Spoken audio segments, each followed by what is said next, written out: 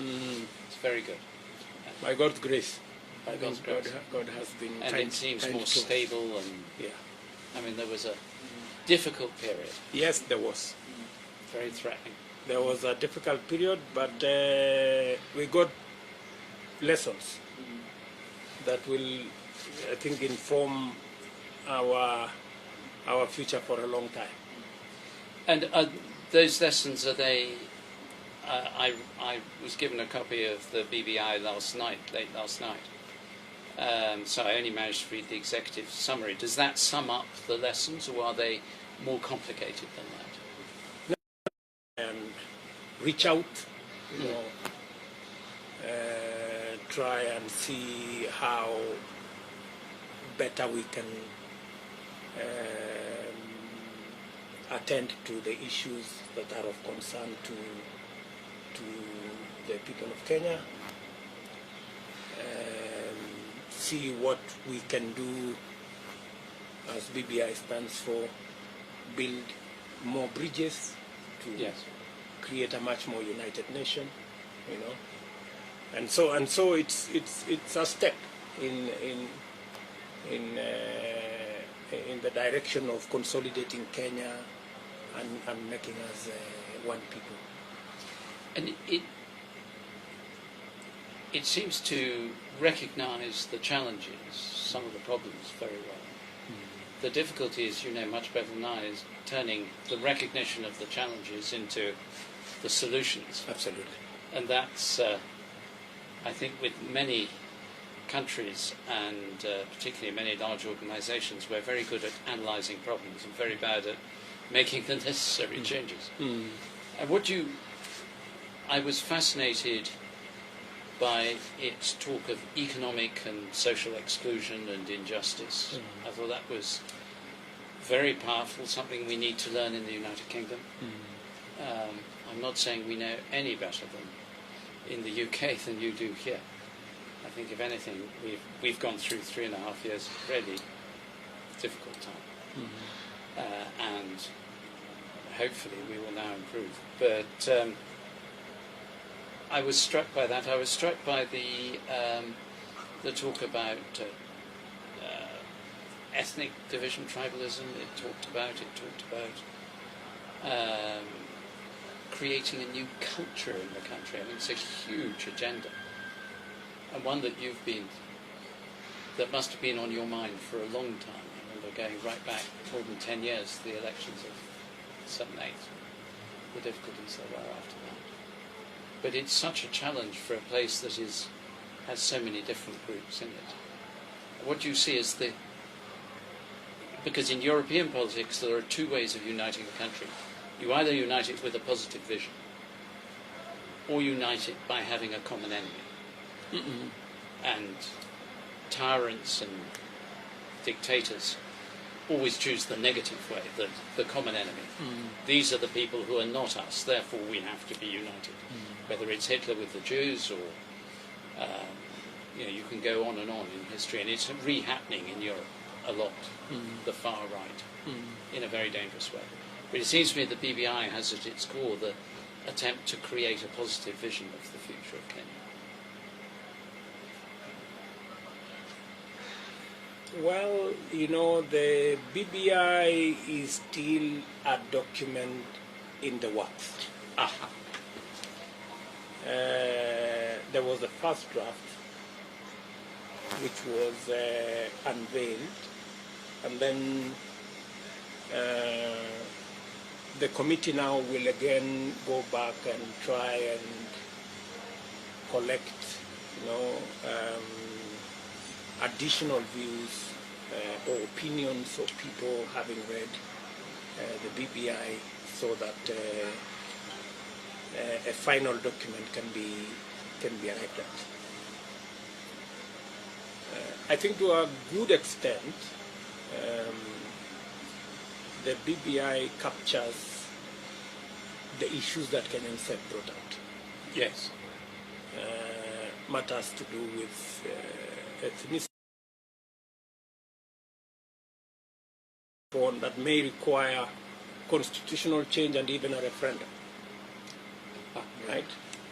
So these are all issues that at some point, once everybody's views have been brought on board, then synthesized and distilled, then those that require matters policy or implementation will move into implementation phase, where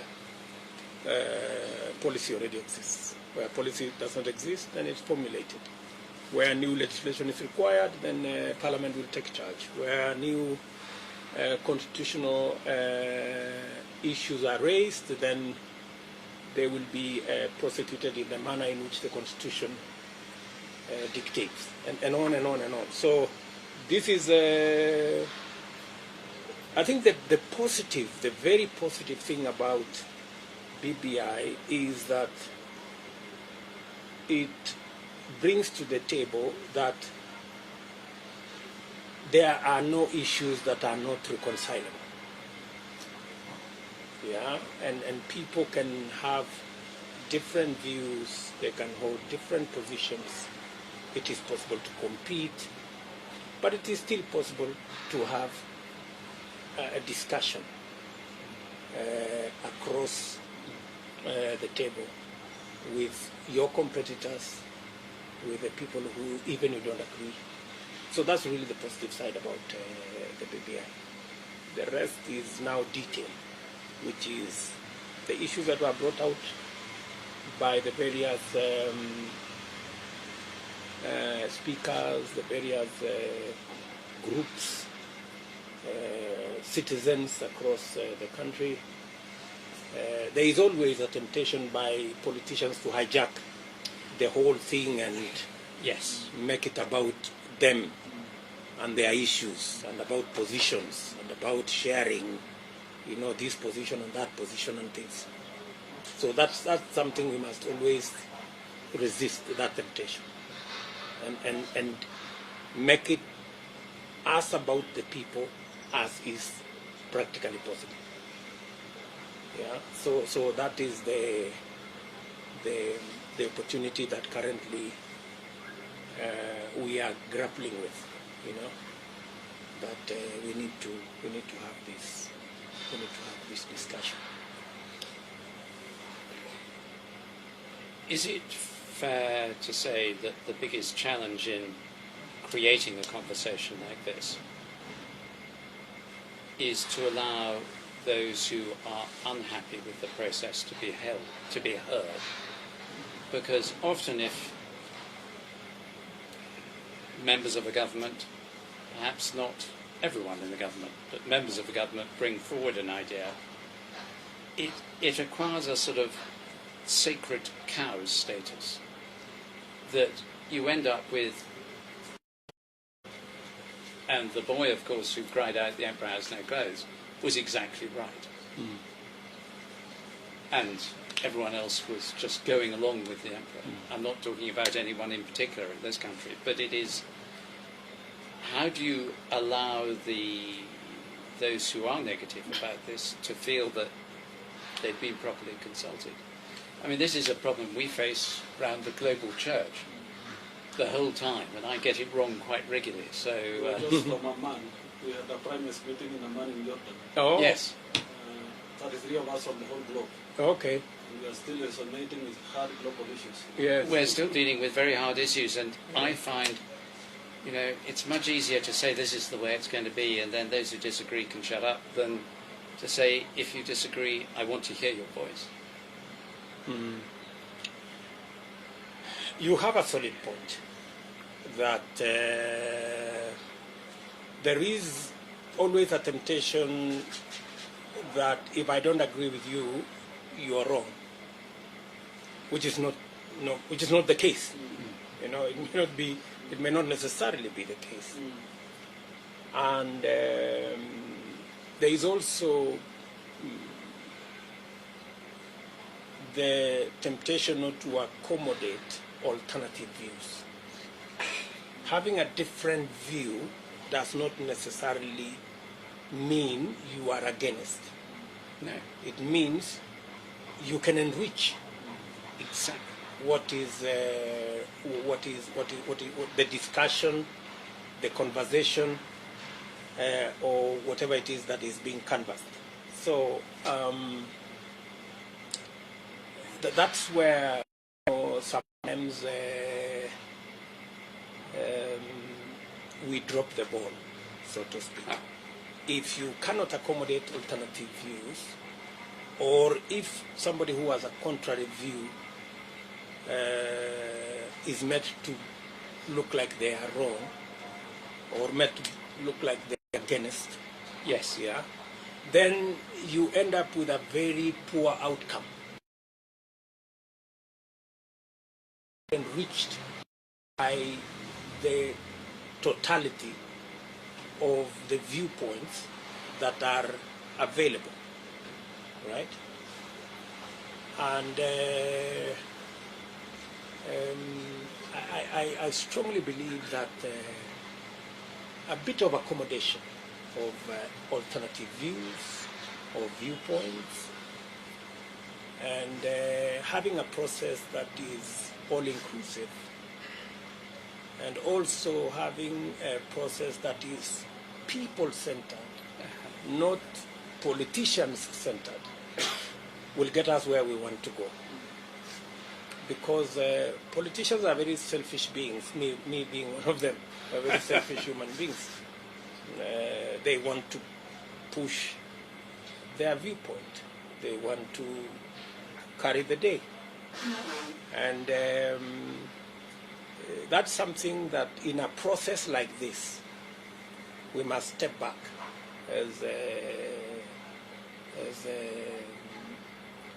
and stepping back does not mean that we as politicians don't have ideas. We do have ideas, but we should create the space, not just for ourselves, but for others as well, to be able to prosecute their viewpoints, for them to be listened to, for every view to be brought on board. The president said the other day that there is no viewpoint that is wrong. You know, every viewpoint is a viewpoint, and once they are consolidated, we should be able to get to the collective position. It may not necessarily be my position or your position, but a position that is that everybody can work with. And I mean, the churches are classic in this. I mean, they're very important in this because they have this grassroots touch. And in the end, although bishops here and in the UK can be quite self-important, to be as honest as you, actually they often are forced to rethink, because you go to a parish and people speak their mind to you, and then you're forced to listen. Yes.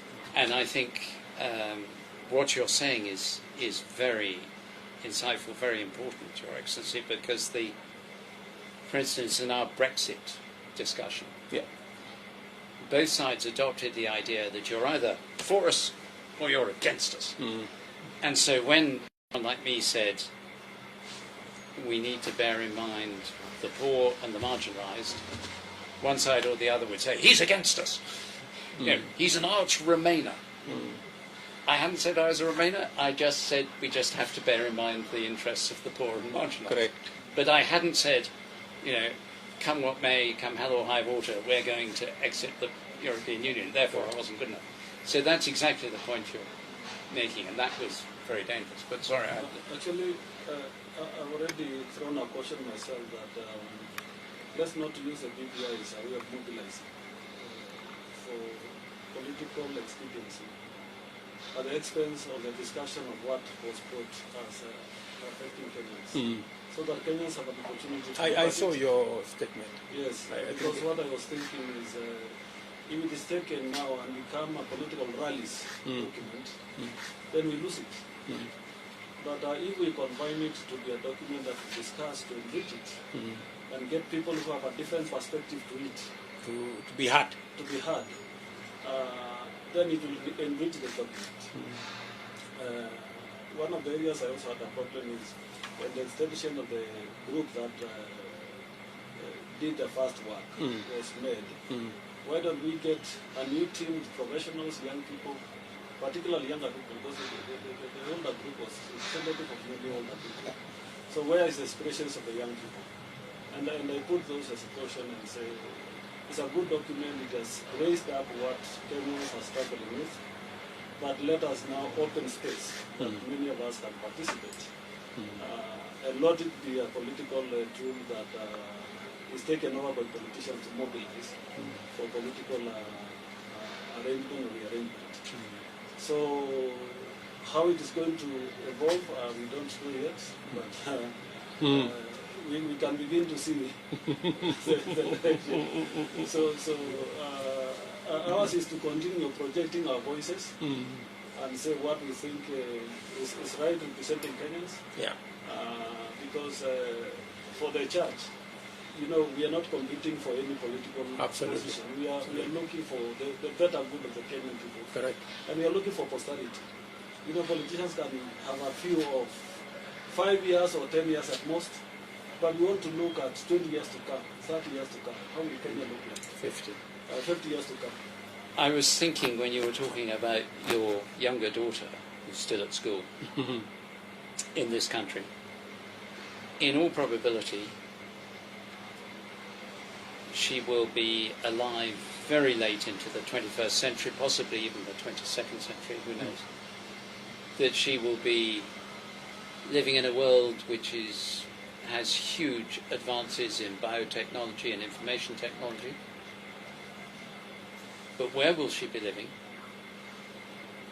I was very struck in the document by its talk of intergenerational equity.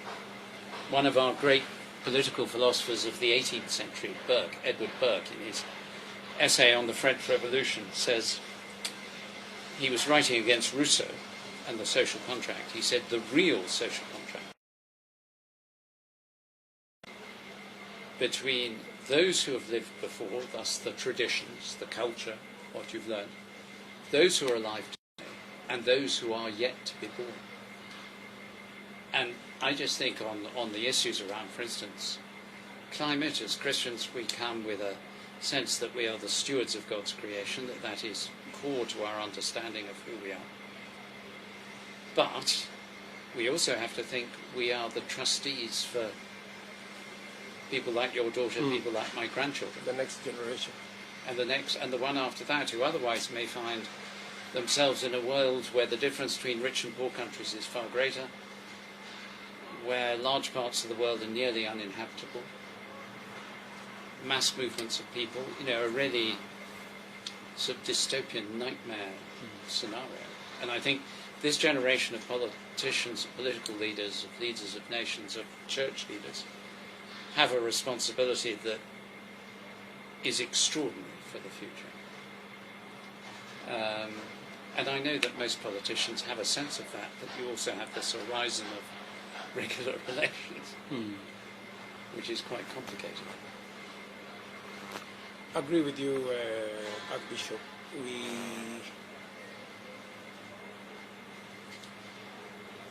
But sometimes in some of our documents, as you said earlier, we have statements and words which we put there and nobody knows exactly what they mean. Or what they intend to achieve, because we could get the correct diagnosis of what the issue is. We could even possibly go ahead and get the correct diagnosis of what the solution should be, but unless there is sufficient commitment to execute and to make sure that where we are going, or whatever has been agreed, becomes the next reality. We don't move far. Exactly. And it begins with, if you cannot respect the law that exists, it becomes very difficult to persuade anybody that whatever law is made, in whatever manner, there is any chance that it can be respected. I think we really begin there first, and That's why, even if you look at the BBI document, a huge portion of that document doesn't need any new legislation. The legislation exists. Yes, It just requires the commitment and the change of mindset for people to respect the law that exists. That's really where it boils down to. And the problem with politics, much as we may know that what we are doing is not right, because if you organize a rally, it's difficult to collect views in a rally. yes. I mean, sincerely. It's impossible. It's difficult. It is quite difficult to collect views in a rally. But you organize a rally. You talk all manner of things, insult this way, make noise that way, and then you come up with a document that this is the product of the rally. Which is. But you see, it is something that with politicians, they say the end justifies the means. So it creates a conundrum, that nobody knows where this is beginning, where it's going to end. But let me give you some confidence. Kenya is a very interesting place. I agree with that. Things may look so bad, but when the time comes, we will style up and do the right thing. So that's my confidence that this could continue the way it is continuing, but I am very confident that finally we will arrive at that destination that everybody will be comfortable with. We will endeavor, at least as Deputy President, I will do my bit to make sure that we do not create unnecessary disagreement. We do not generate too much noise unnecessarily, and we eliminate the drama and the cinema around this whole thing, and try and distill the issues that will ultimately end up in law or in a constitutional change, and we follow it up and make sure that it becomes the next reality of our nation. So we will strive to do that. Because you may not understand the dynamics of our country. No, I'm sure I don't. Many people, for example, expected that, William Ruto may actually not support the BBI. That was the general vibe around. But looking at the BBI, you may not agree with the document 100%. Right. Even in an exam, for you to pass an exam, you don't have to get 100 out of 100. No, you don't. And I never did. So when we agreed with the whole document, to some people it became like an anticlimax. We expected William Ruto to be on the other side so that we can have two camps. And we can have a headline. Yes, and we can have a headline, and we can have a contest, and we can use this for politics into the future. So, with the benefit of experience, I'm not as old as you, but I have have more experience. But I have been around. You've been around. I have been fortunate to be around this politics.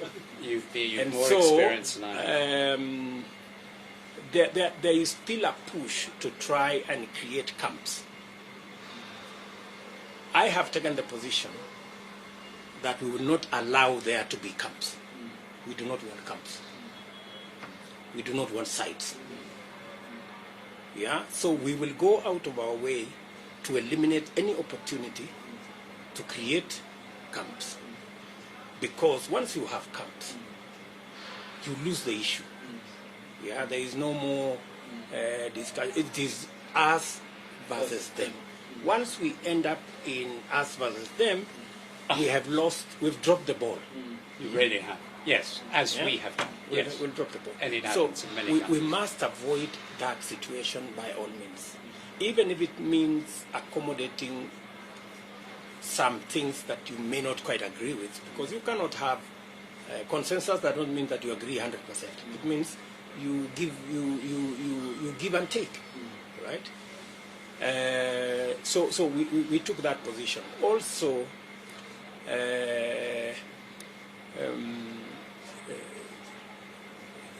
this phase 2, there is also another attempt to try and create sites.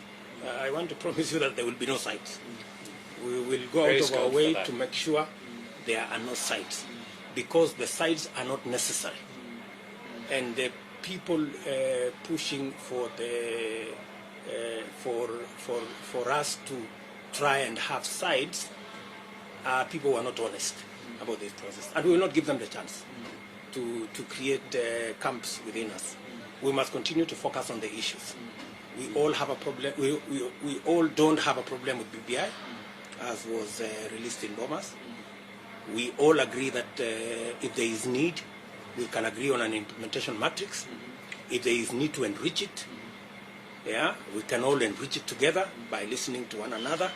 And then if there is need to change some law to facilitate the agreement, let's change the law. If there is need to change the constitution, let's change the constitution. If there is need for a referendum, let's have a referendum, and let us proceed as a nation. And ultimately, we are not going to agree on a monarchy like you guys. We will agree on a democracy where people... I think we've got a democracy. I think the Queen would feel quite affronted. No, the point I wanted to make is, but I lost it. The point I wanted to make is, you people don't have the opportunity To change the head of state. Yes, to change the head of state. You know? I know. Yeah, but for us, we have the opportunity to change both the head of state and head of government. You do. As long as the people will decide, Yes.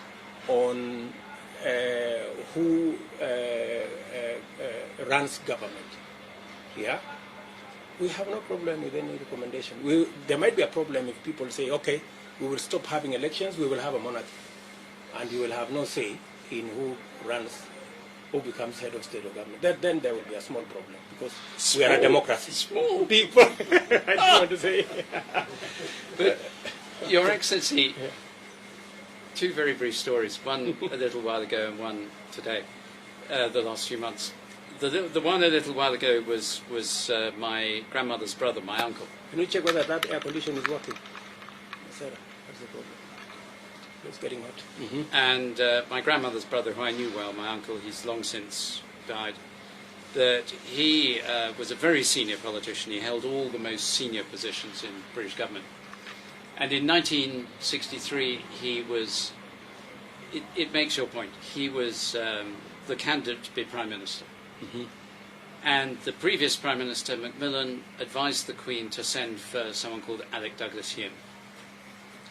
And the Queen sent for Alec Douglas Hume and said, can you form a government?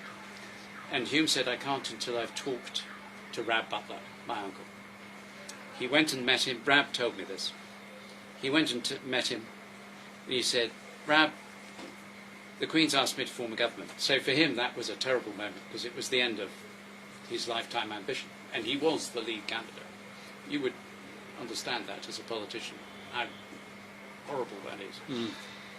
And Sir Alec said to him, the Queen's asked me to form a government.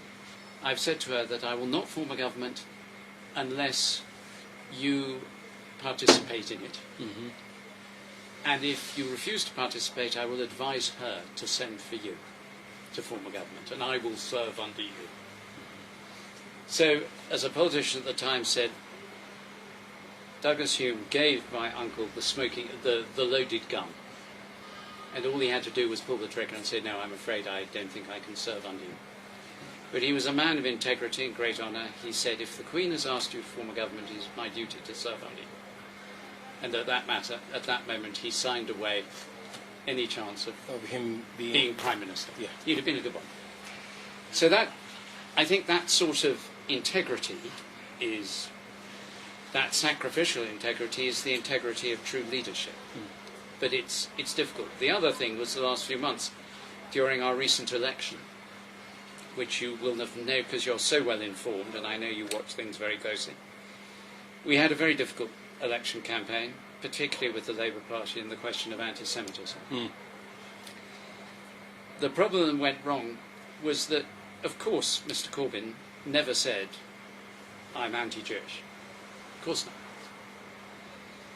But he did not stop other people in his party at a senior position saying it. And so he gave implicit, not explicit, permission.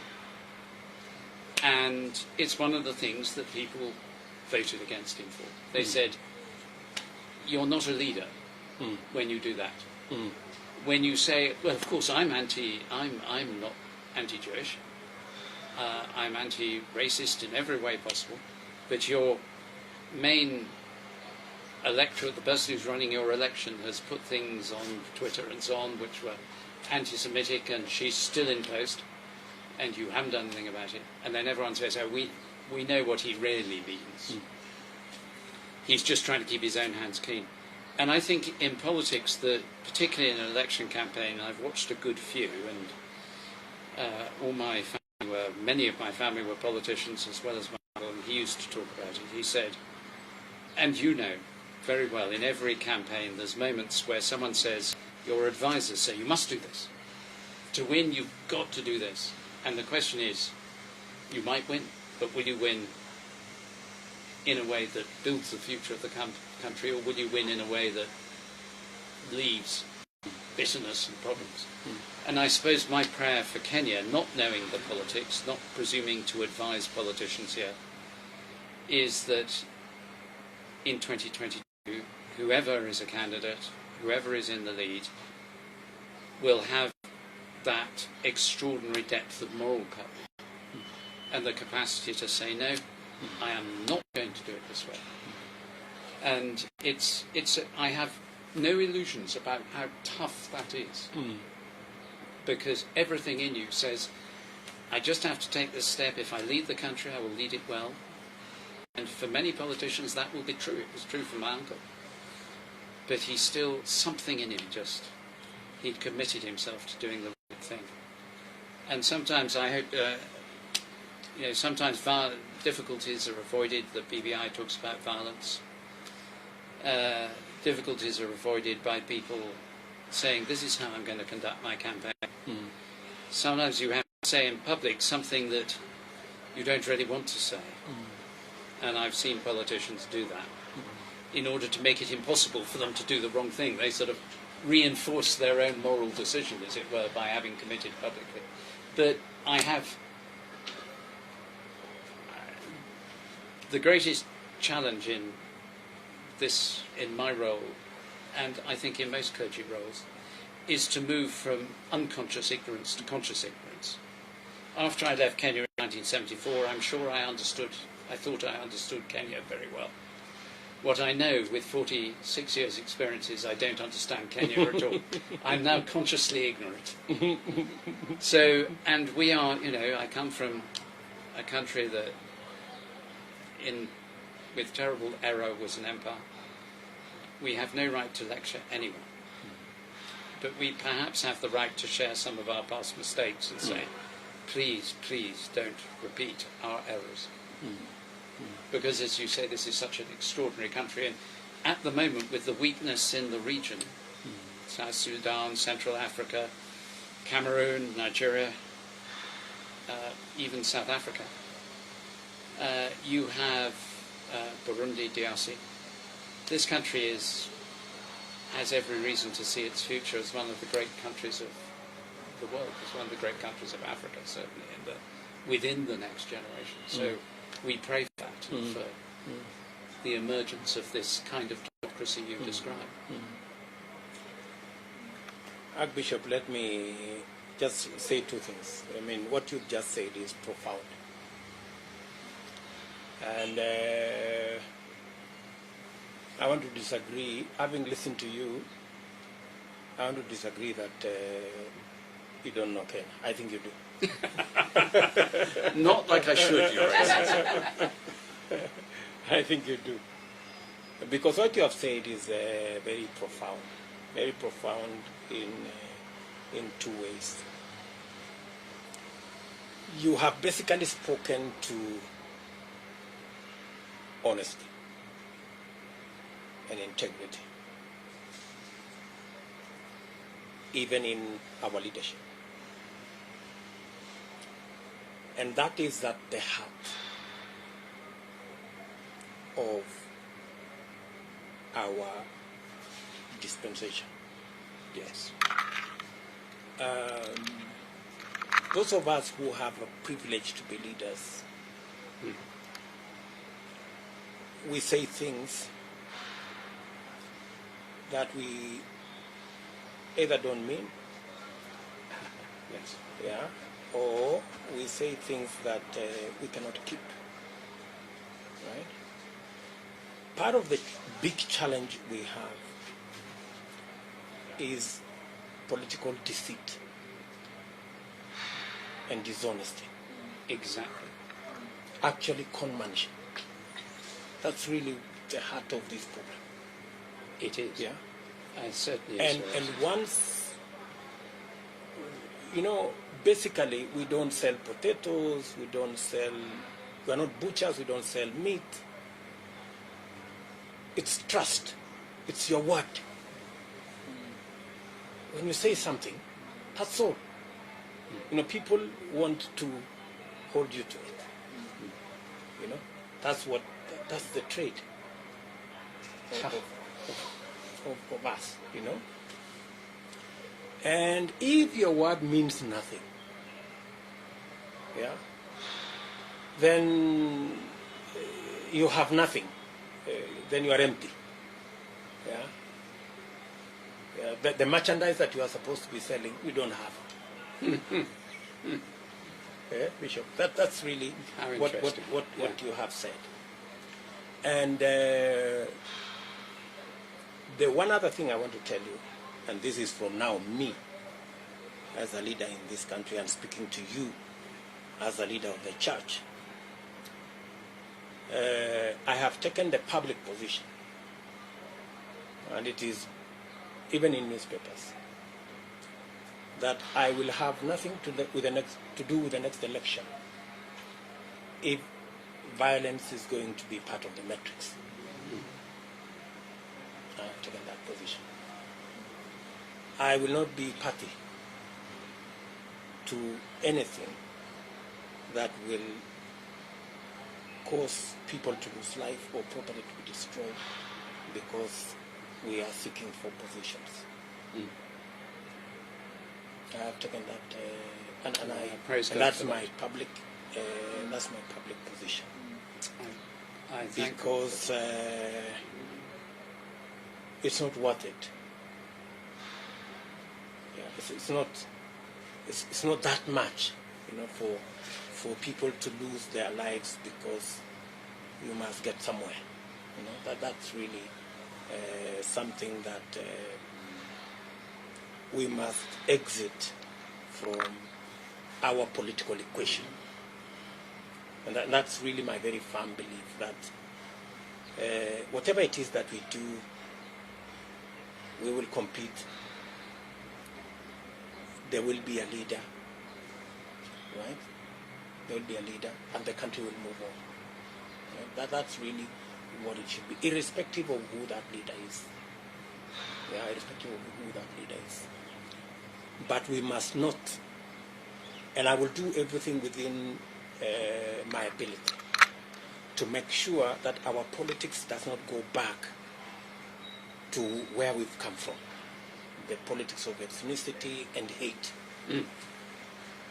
I will go out of my way to make sure that we don't go that direction, right? And I wish every leader could commit themselves in that direction so that the outcome of an election becomes the outcome of an election. It doesn't Indeed. become a life and death issue, right? I'm sure So, that's right. Even this, that's why this process, whatever it is that we're doing, we must accommodate. We must accommodate one another. We must accommodate even the things you may not necessarily agree with 100%. That's the nature of give and take. Yeah. So really, we will continue to do that, and you can help things out through prayer. We will do so. And I'm confident that these good people, I'm sure. They've done it before. We are sure that they can do it again. And people like yourselves who are friends of Kenya, this is your neighbor.